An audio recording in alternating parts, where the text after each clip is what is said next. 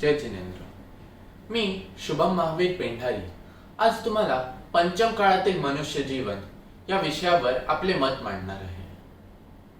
आई मला नेहमी म्हणायची, जा देवपूजा कर, स्वाध्याय कर, अभिषेक कर.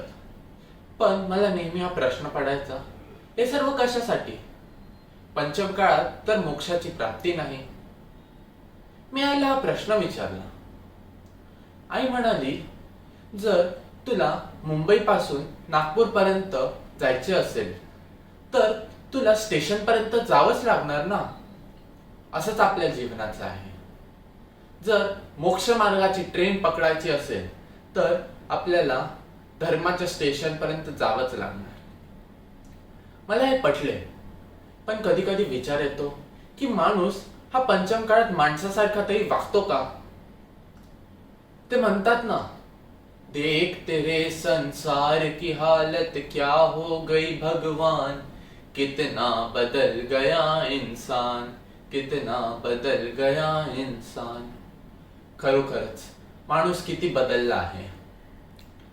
तो आपली माणुसकी विसरत चालला आहे.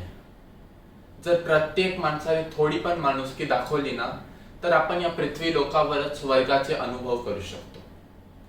पण माणसाची वाटचाल ही स्वर्गासारखी नसून त्याच्या एकदम विपरीत आहे. आता त्याची दिनचर्याच पहा ना. सकाळी उशिरा उठणे, त्यानंतर नाश्ता व मग ऑफिसला पळतो. ऑफिसवरून घरी आल्यावर जेवण, मग टीव्ही आणि मोबाईलवर चॅटिंग आणि व्हॉट्सअप, गेम. मग हे सर्व झाल्यावर झोपायला जातो. त्याच्याकडे स्वतःसाठी वेळ नाही, स्वतःच्या आरोग्यासाठी वेळ नाही आणि स्वतःच्या धर्मासाठी बिलकुल नाही. कशी लाभणार आहे त्याला मनशांती? पण हा, भोगविलासासाठी त्याच्याकडे पुरेपूर वेळ आहे. पण तो विसरून जातो, हे भोगविलास तर क्षणिक आहे. जे चिरकाल टिकणारे आहे ते म्हणजे आत्माचे सुख. पण अज्ञानामुळे माणूस या चिरकाल सुखाला कडे बघत नाही व क्षणिक सुखाच्या मागे पळत असतो. या अज्ञानाचे कारण काय?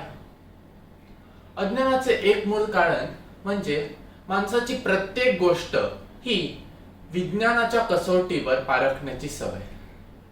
पंचम काळात माणसाला प्रत्येक गोष्टीचा प्रूफ हा विज्ञानाकडून हवा असतो.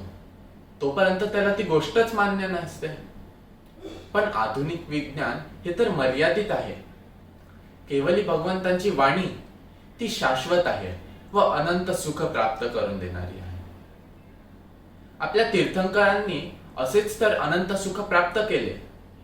ते तर फार मोठे राजे होते, बलाढ्य साम्राज्याचे अधिपती होते. तरीही त्यांनी हे सर्व सोडून आपली आत्म्याच्या सुखासाठी तपश्चर्या केली. अज्ञानाचे एक अजून कारण म्हणजे माणसाची राहणी. माणसाच्या राहणीत सर्वात प्रमुख येते त्याचा आहार. महान संतांनी म्हटले आहे, जैसा खावे अन्न वैसा होवे मन, जैसा पीवे पाणी वैसी होगी वाणी. सात्विक विचारसरणी व सात्विक जीवनाचा पाया म्हणजे सात्विक आहार. आणि हे तर विज्ञानाने पण मान्य केले आहे. मद्य, मांस, मधु या 3 मकारांचा त्याग याच मार्गावर एक प्रारंभ बिंदू आहे. पण पंचम काळात माणूस हा फारच स्वार्थी झाला आहे. तो क्षणिक सुखाच्या मागे पळत असतो आणि नीती भ्रष्ट होत जातो. तो आपले अमूल्य जीवन हे व्यर्थ घालवतो. त्याच्या जीवनाला काही किंमतच उरत नाही, कारण त्याचे जीवन हे जड वस्तूंनी जोडल्या गेलेले असते. त्याची या प्रतीची तृष्णा ही वाढतच जाते आणि कमी होतच नाही. कशी लाभणार आहे त्याला मनशांती? मनशांती लाभण्याचा एकमात्र मार्ग म्हणजे महावीर स्वामींनी सांगितलेली तत्वांचा काटेकोरपणे अध्ययन करणे. ही तत्वे तर जगमान्य आहेत. आता पहा ना, भारतीय संविधानाचा पाया म्हणजे जैन धर्मातील सांगितलेला अनेकांतवाद. तसेच जैन धर्मात सांगितलेली 5 पाप हे इंडियन पिनल कोड म्हणजेच IPC मधील धारा बनल्या आहेत. तर हे तर स्पष्ट आहे की पंचम काळ असो वा चतुर्थ काळ, ही जैन धर्माची तत्वे ही सदा ही अचूक राहणार आहे. तर जे लोक म्हणतात की पंचम काळ आहे तर धर्म करून काही फायदा नाही, त्यांची ही पळवाट अतिशय चुकीची आहे.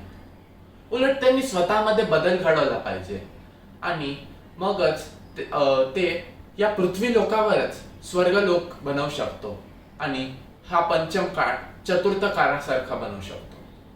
तरच आपल्या मनुष्य जीवनाचे सार्थक आहे. धन्यवाद.